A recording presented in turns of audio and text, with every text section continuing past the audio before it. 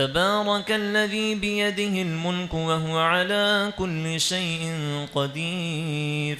الذي خلق الموت والحياة ليبلوكم أيكم أحسن عملا وهو العزيز الغفور الذي خلق 7 سماوات طباقا ما ترى في خلق الرحمن من تفاوت فارجع البصر هل ترى من فتور ثم ارجع البصر كرتين ينقلب إليك البصر خاسئا وهو حسير ولقد زينا السماء الدنيا بمصابيح وجعلناها رجوما للشياطين وأعتدنا لهم عذاب السعير وللذين كفروا بربهم عذاب جهنم وبئس المصير إذا ألقوا فيها سمعوا لها شهيقا وهي تفور تكاد تميز من الغيظ كلما ألقي فيها فوج سالهم خزنتها ألم يأتكم نذير قالوا بلى قد جاءنا نذير فكذبنا وقلنا ما نزل الله من شيء إن أنتم إلا في ضلال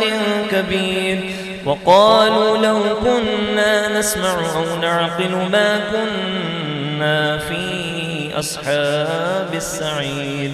فاعترفوا بذنبهم فسحقا لأصحاب السعير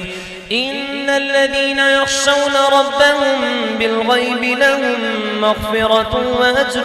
كبير وأسروا قولكم أو اجهروا به إنه عليم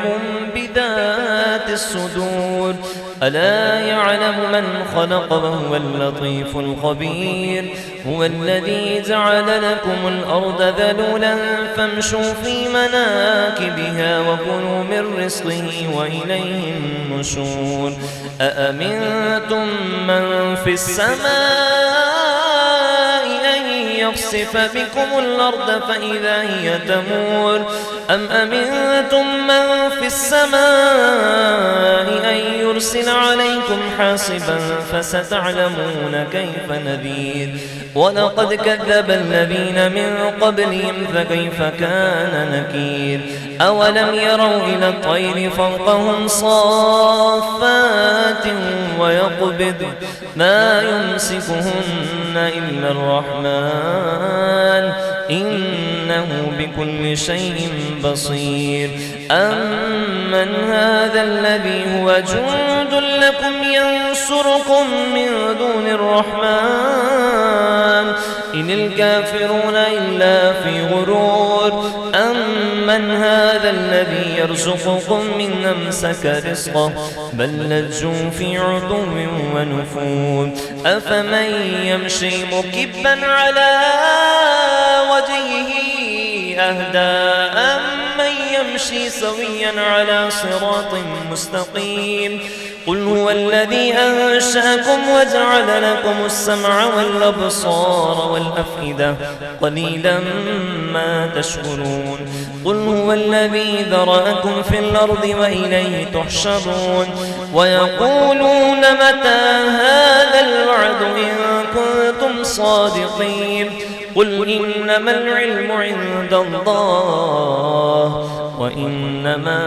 أنا نذير مبين فلما رأوا زلفة سيئت وجوه الذين كفروا وقيل هذا الذي كنتم به تدعون قل أرأيتم إن أهلكني الله ومن معي أو رحمنا فمن يجير الكافرين من عذاب أليم قل هو الرحمن آمنا به وعليه توكلنا فستعلمون من هو في ضلال مبين قل أرأيتم إن أصبح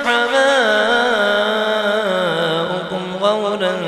فمن يأتيكم بماء معين